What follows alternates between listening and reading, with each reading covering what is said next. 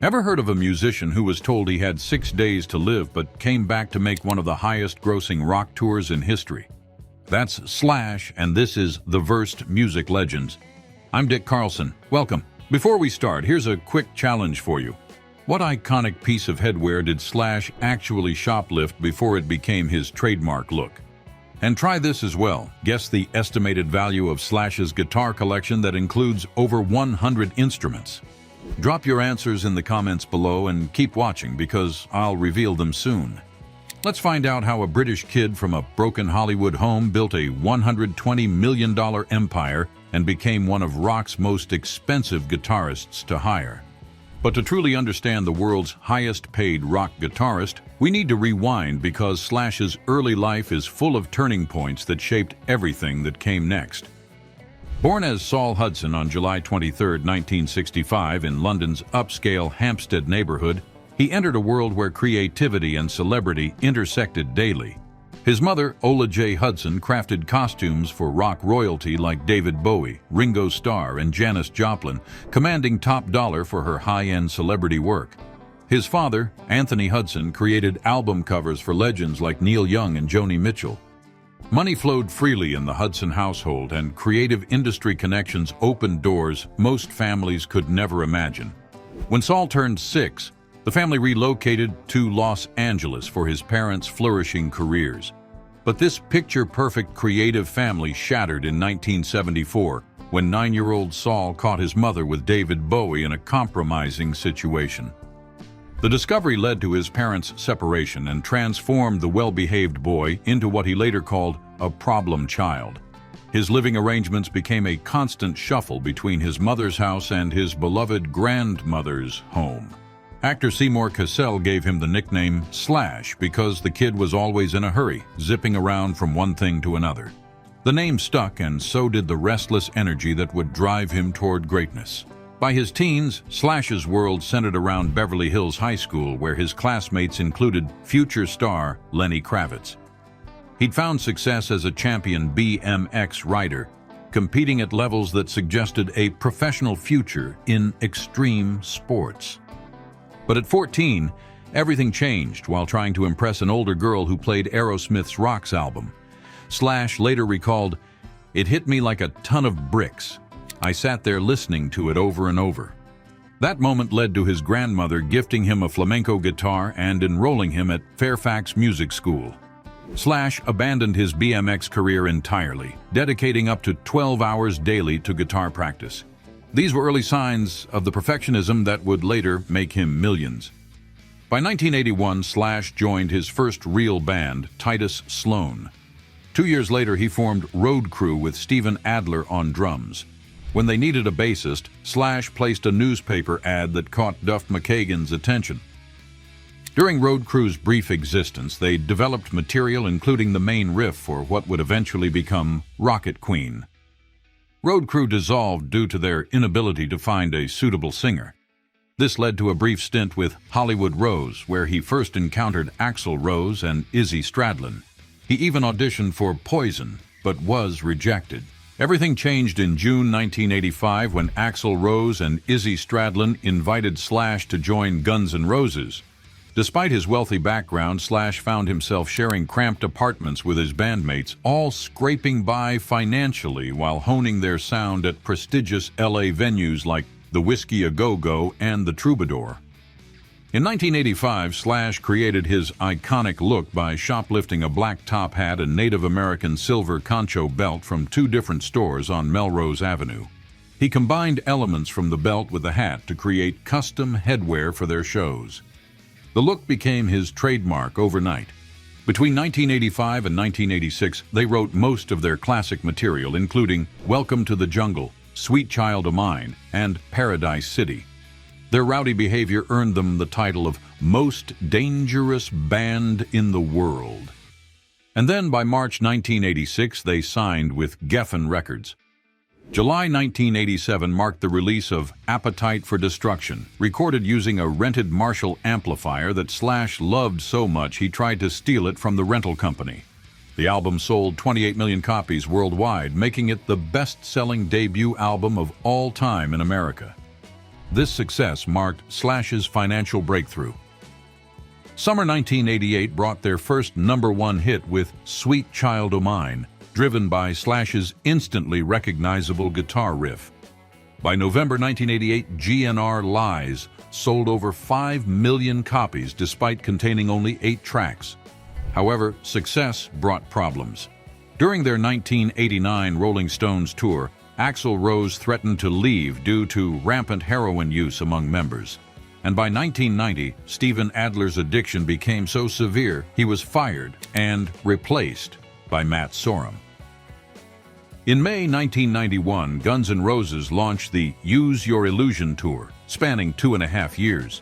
By September, they released 2 albums simultaneously that debuted at #2 and #1. The tour became a money-making machine, spanning 165 shows and grossing over $70 million worldwide. This was Slash's first taste of astronomical wealth. Gone were cramped apartments. Now it was luxury hotels with entire floors reserved for the band, private jets between continents, and access to the most expensive equipment money could buy. Slash embraced this affluence with characteristic intensity. His first major luxury purchases reflected his aesthetic, high-end cars, all with black interiors and exteriors. He began seriously expanding his guitar collection, commissioning custom instruments and acquiring vintage pieces that would form the foundation of his multi-million-dollar collection. During these peak years, Slash made his first serious real estate investments and reached new heights of studio perfectionism, leading to obsessive recording habits and expensive studio time. On October 10, 1992, he married model Renee Suran in an elegant Marina del Rey wedding, cementing his transition from underground rocker to legitimate celebrity. By 1994, creative tensions within Guns N' Roses reached a breaking point. Slash formed Slash's Snake Pit as both creative outlet and financial diversification. Their album, It's 5 O'Clock Somewhere, sold over 1 million copies in 1995. Proving Slash's commercial viability beyond Guns N' Roses. Growing creative differences with Axl Rose made collaboration increasingly difficult. In October 1996, Slash announced his departure from Guns N' Roses. The financial implications were significant because he was walking away from his primary income source but retained songwriting royalties from their catalog. The period from 1996 to 1998 was crucial. His marriage to Renee ended in divorce in 1997. Since 1997, he's collaborated with Gibson on 17 signature Les Paul models, creating ongoing royalty streams. Then Slash formed Slash's Blues Ball, a touring cover band that maintained income through live performances. In 1999, he reformed Slash's Snake Pit, but their 2000 album Ain't Life Grand received mixed reception and lower sales. His personal life brought both joy and crisis. On October 15, 2001, Slash married Perla Farrar in Hawaii. They welcomed sons London Emilio in 2002 and Cash Anthony in 2004. But 2001 also brought a health crisis as Slash was diagnosed with cardiomyopathy at age 35. Doctors gave him 6 days to 6 weeks to live. The medical costs were enormous, so the health scare forced dramatic lifestyle changes. But the breakthrough came in 2002 with Velvet Revolver, reuniting Slash with former Guns N' Roses members Duff McKagan and Matt Sorum, plus Stone Temple Pilots vocalist Scott Weiland. The supergroup's formation generated massive industry buzz, with record labels engaging in bidding wars worth millions, while fans eagerly anticipated the reunion of legendary musicians. Their June 2004 debut, Contraband, debuted at #1, selling 2 million copies and re-establishing Slash as a mainstream performer. Then the 2005 Grammy win for Slither provided career validation and increased earning potential. Beginning in 2006, Slash achieved complete sobriety. When his mother died of lung cancer in 2009, he quit smoking entirely. During this transformation, he purchased a $7.3 million house in exclusive Mulholland Estates in Sherman Oaks. By 2008, Slash began his first solo album, describing the process as cathartic. Beyond music, Slash expanded into film production with Slasher Films, founded in 2010. The April 2010 self-titled release debuted at number 3, featuring guest vocalists including Ozzy Osbourne, Fergie, Adam Levine, and Chris Cornell. This launched a world tour with Myles Kennedy and the Conspirators. Their 2012 album, Apocalyptic Love, debuted at number 2 on Canadian charts. The 2012 Rock and Roll Hall of Fame induction with Guns N' Roses provided official validation. Then 2014's World on Fire reached number 10 on Billboard 200. Love found him again when he reconnected with Meegan Hodges in 2015, a woman he'd first dated in 1989.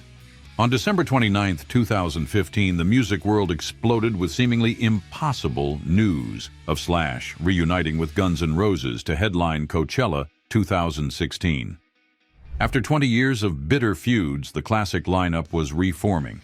By 2016, Slash's financial portfolio had diversified significantly. Multiple income streams from touring, album sales, merchandise, and royalties created stability that didn't depend on any single project. The first test came April 1, 2016, during a secret warm-up gig at the Troubadour, which was Slash's first Guns N' Roses performance in 23 years. What followed was the Not in This Lifetime tour, a 3.5-year global marathon that redefined what rock tours could achieve financially. For Slash personally, 2017 alone brought $40 million. The reunion's success allowed strategic moves. In December 2017, he sold his Mulholland house to rapper Big Sean for $8.7 million, generating a $1.4 million profit from his original investment. His 2018 album, Living the Dream, demonstrated ongoing commercial appeal. By 2019, the Not in This Lifetime tour had grossed over $584 million worldwide. His 2022 album, 4, continued to show commercial appeal. However, reunion success came with personal costs. His divorce from Perla Ferrar required a $6.6 million settlement, plus $100,000 monthly spousal support and $39,000 monthly child support. Clean and sober since 2006, Slash successfully manages his cardiomyopathy through ongoing medical care. The man, once given days to live, now maintains stamina for marathon 3-hour concerts. Slash's charitable work includes serving as board trustee of the Greater Los Angeles Zoo Association and honorary board member of Little Kids Rock, helping restore music education programs in disadvantaged schools. Recognition continued mounting. Time magazine named him runner-up to Jimi Hendrix among greatest electric guitar players, while Rolling Stone ranked him number 65 on their greatest guitarists list. As of 2025, Slash's net worth stands at $120 million, built through smart financial decisions and diverse income streams. His guitar collection alone represents $1.92 million in assets, featuring over 100 instruments. Today, Slash maintains a balanced lifestyle, maximizing creative fulfillment and financial return. Professional commitments span tours with both his solo band and Guns N' Roses, ensuring multiple income streams from tour earnings, album sales, signature equipment royalties, and publishing rights. Family remains priority despite demanding schedules. He maintains close relationships with sons London and Cash, supporting their musical endeavors. London's band Suspect 208, featuring sons of other rock legends, represents the next generation building on foundations their fathers created. So, there you have it. The remarkable journey of a British kid who turned teenage obsession into a $120 million empire. From shoplifting that iconic top hat to building a guitar collection worth nearly $2 million, Slash proved that authentic talent, relentless work ethic, and smart business decisions create lasting wealth and influence. What fascinates you most about Slash's story? Is it his incredible comeback from near death or his ability to balance massive success with personal authenticity? Drop your thoughts in the comments below. And if this journey through rock and roll wealth inspired you, stay tuned because our next episode explores another music legend who transformed talent into financial empire. You won't want to miss it.